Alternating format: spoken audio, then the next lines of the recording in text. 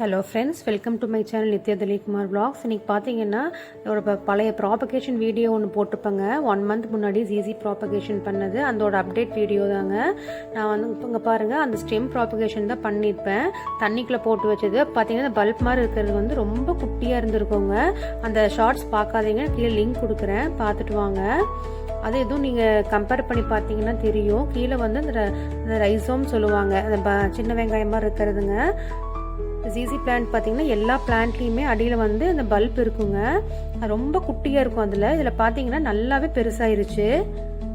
கிட்டத்தட்ட 1 month ஆச்சுங்க. நான் அப்படியே தண்ணிக்குள்ளேயே வச்சுட்டு தண்ணி மட்டும் 4 to 5 days மாற்றி வச்சுட்டே இருந்தேன். இந்த பல்ப் வந்து நல்லா பெருசாகி ரூட்டுமே பார்த்தீங்கன்னா நிறைய ஃபார்ம் ஆயிருச்சு. சரி, இப்போ நம்ம வந்து பிளான்ட் வந்து பாட் பண்ணிக்கலாம்னு சொல்லிட்டு ஒரு புத்தா பாட் இருந்ததுங்க. அதை எடுத்துகிட்டு வந்து மண்கலவை பார்த்தீங்கன்னா கொஞ்சம் ரெட் சாயில், கோகோ பீட்டு, கொஞ்சம் மாட்டு சாண உரம் எல்லாம் போட்டு கொஞ்சம் கலந்து ஃபஸ்ட்டு மிக்ஸ் பண்ணி வச்சுட்டேங்க. இப்போ நம்ம அதில் பாட் பண்ணிக்கலாம்.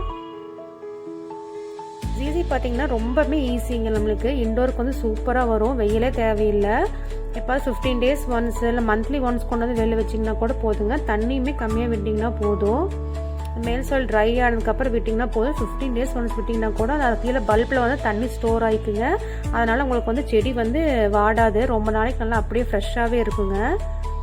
ஹாலில் டிவி யூனிட் இருந்தது, அதுக்கு முன்னாடி தான் சரி வச்சு பார்க்கலாம் அப்படின்னு சொல்லிட்டு கொண்டு வந்து வச்சுருக்குறேங்க.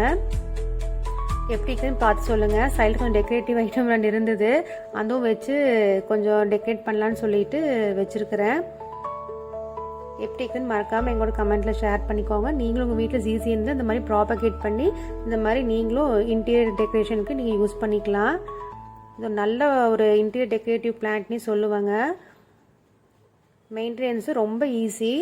நம்மளுக்கு பார்க்கறக்குமே இன்னும் கொஞ்சம் பெருசாக க்ரோத் ஆக ரொம்ப அழகாக இருக்குங்க பார்க்கறக்கு. அந்த வீடியோ நான் அப்டேட் பண்ணுறேன் எப்படி வளர்த்துன்னு சொல்லிட்டு.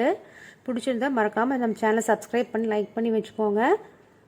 தேங்க்யூ ஃபார் வாட்சிங்.